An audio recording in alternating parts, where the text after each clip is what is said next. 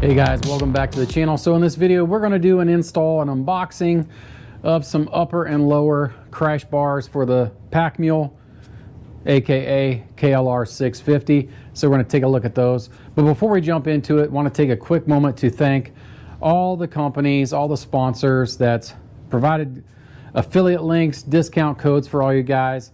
Also give us a little bit of commission so we can keep making videos like this.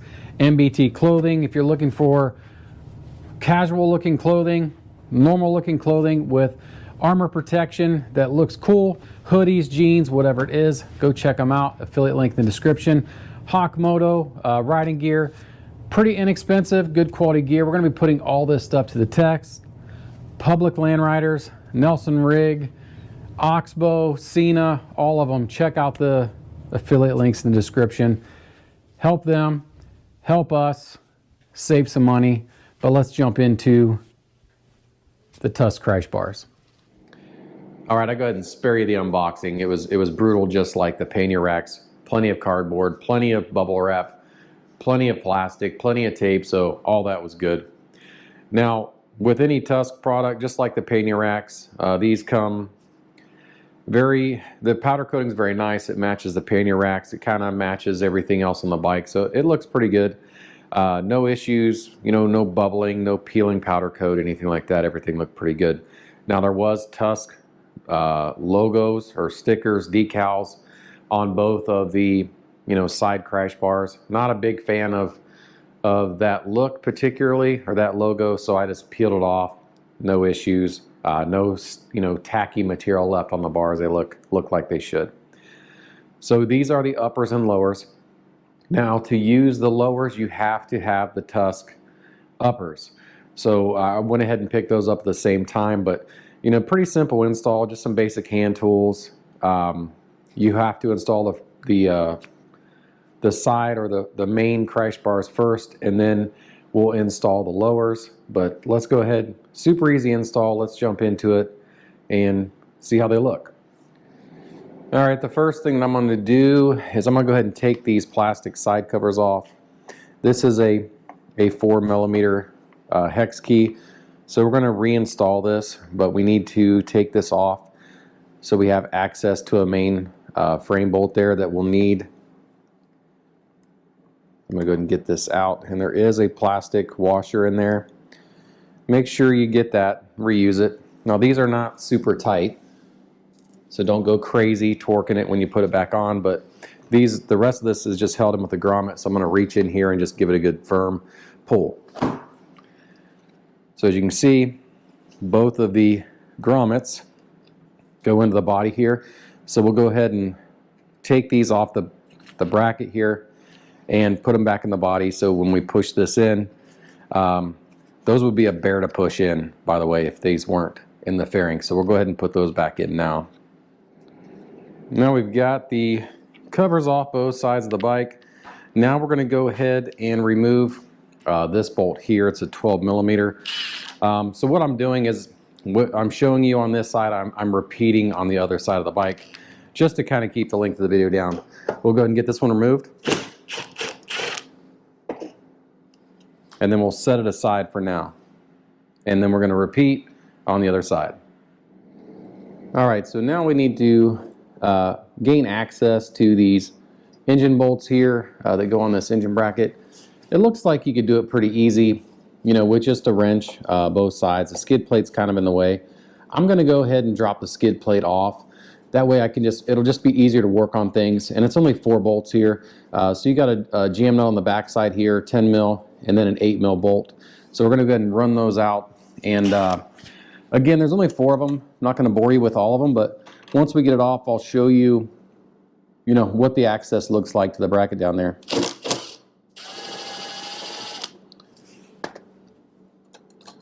So I'm going to work my way around, and then we'll bring you guys right back. All right, now you can see we got the skid plate off. Just set it aside. We're going to reuse all the hardware. Now you can see how much easier our access is going to be to these front engine bolts. And then also just got to be aware there's a vent line here that we'll have to tuck back in. Make sure we don't pitch it, but pretty simple. So now we're going to go ahead and remove these 2 bolts on the left side of the bike. All right, we're gonna go ahead, remove these two engine mount bolts here in the frame. It's a 12mm on both ends. We are going to reuse these, so we're gonna set them aside later. We also have a factory torque spec on these. We wanna make sure that we get that correct. So removing, the skid plate's gonna make that a lot easier to get in here and torque these how they're supposed to be. And honestly, this would be a lot easier if I wasn't trying to film it. But just make sure you get your wrench on there. Get these pulled out. So we'll go ahead and remove these now. And again, we are going to reuse these. So let me get these pulled out here and we'll bring you back. All right, so the next thing we're gonna do is we have a welded nut on the backside of our bracket here underneath our headstay, and we're going to use the bracket provided in the kit with the bolt and spacer.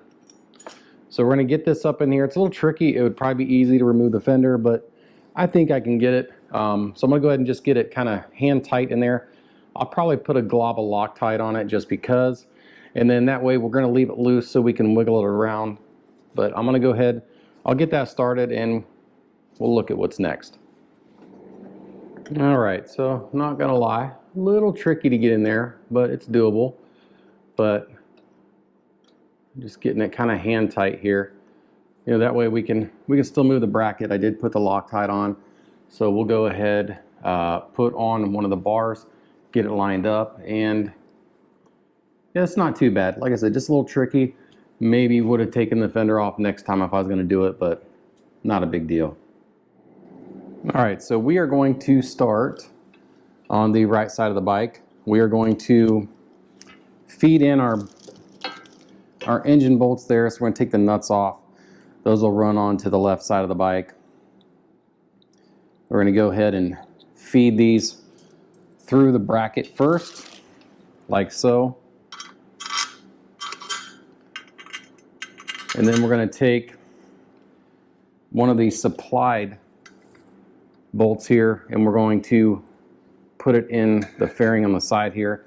So I'm going to wiggle these through and then we'll at least have the right side just kind of roughed in. Nothing's going to be bolted together. We're going to leave everything loose so we can adjust it at the end. Okay, so we got the right side on. Now we're going to hang the left side and we're going to start by weaving the bracket in behind. And then we're going to get this fairing bolt that's provided by Tusk. We're just going to get it hand tight just to kind of hold things in place for us. And to make sure I can find the hole there. Sometimes they just kind of move around the nut insert on the back sides. Yep, there we go. You're just gonna have to pull down on it a little bit. Again, get the bracket weaved in there. I'm gonna start it on my bolts there at the bottom. Try not to scratch everything up.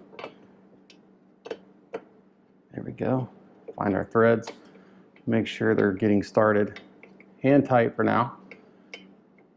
All right, then we'll go ahead and put our nuts on the bottom.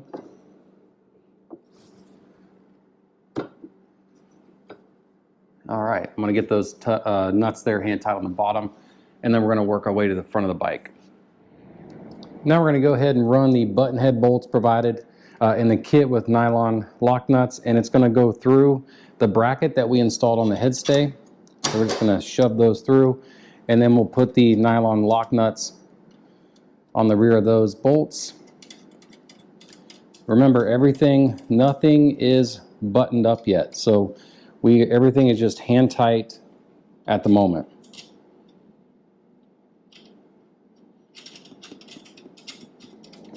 So now we're going to go ahead and tighten up these button head bolts here. We're going to get them snug. But when we finish tightening these off, we're going to hold it and we're going to tighten them off on the back side so we don't mar up this finish on these button heads. I do like the fact that they're black.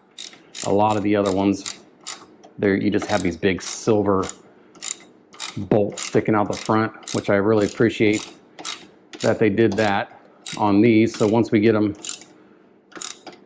snug, we'll go ahead and finish tightening them on the back side. Again, I'm just working back and forth. The way this bracket or these bars come together, you want to kind of seat it evenly. So again, I'm going to work back and forth and then finish tightening on the back side.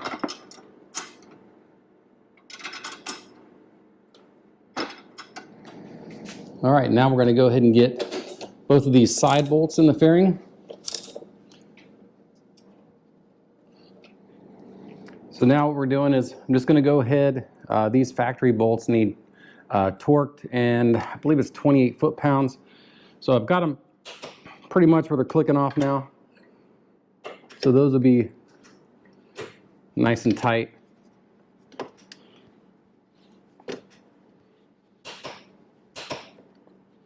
All right. Now I think all we got to do is we're going to put the skid plate back on. We'll put the lower bars on next. All right, so now we can go ahead and install the lower crash bars. And what's nice about the KLR, it has a bracket with a welded nut on it already here. And we're going to use the bolt provided in the kit. But looking at your bars, you're going to see there is a welded tab here. It's going to go up and match up with that bolt hole. And then on the end of the bracket, we're going to have a clamp that's going to go around like this, and it's going to mount right here on the bar. So I'm going to go ahead, get a little bit of Loctite. Did you guys know that KLR stands for Keep Loctite Ready? That's what it stands for. I didn't believe it, but you guys riding single cylinders know how bad sometimes the vibrations can be. And you know, Kawasaki's done a really good job with this bike, mitigating a lot of the vibration, but still, Loctite is always a good thing. So now we're going to go ahead and put the clamp around the bar like so. And then we're going to go ahead, I'll probably have to get an Allen wrench here. We'll go ahead and get all these hand tight. And then what we'll do is we'll tighten them all up, keeping this gap between the brackets, you know, even, so it looks good for one. And then we get a good purchase on the bar there. But I'm going to go grab an Allen key. We'll get these started, this buttoned up. And then basically we're going to repeat the same process on the left side of the bike. All right, so I went ahead and we first tightened down this clamp. It's a 5mm Allen key. You're going to use a crisscross pattern to make sure you keep the gap as even as you can on both sides. And then finally, we're going to button up the bottom bolt here, 13mm. And then basically, pretty much done. We just got to repeat the same process on the left side of the bike.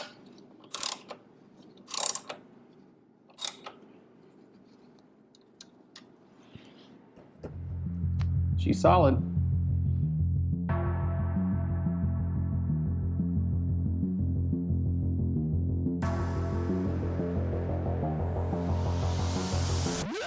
All right, guys, that's going to wrap this video up. We're going to, I don't know if we're ever going to put the crash bars to the test, but it's just a little bit of assurance knowing if the bike falls over, we're going to protect those expensive painted plastics on the KLR. But if you would, consider subscribing to the channel. Lots of riding videos coming up this summer. Lots of moto camping, all kinds of crazy adventures that we normally do. But we appreciate you guys very much. So please consider, again, subscribing to the channel. Check out our affiliate links in the video description. It's going to have all kinds of links to where you guys can save some money, help out the channel, whether it's, you know, official adventure gear, all this gear, reasonably priced, good quality. We're putting it all to the test. Whether you're looking for some, you know, just some regular looking clothes, it's going to provide you with some armor protection, just good riding gear. We're going to put it all to the test. Public Land Riders, Nelson Rig, all those in the affiliate links. Again, thank you. But until next time, guys, God bless.